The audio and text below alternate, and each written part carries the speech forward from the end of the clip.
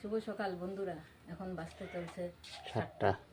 আমি এখন আজ সকালে ঘুম থেকে উঠেই আগে এই এই পাক্কার মধ্যে না নোংরা হয়েছে আর কি, শ্যাওলা অল্প অল্প, এটা এখন ঘষবো, ঘষে তারপরে ব্লিচিং পাউডার দিয়ে ঘষে তারপরে ধুয়ে দেবো।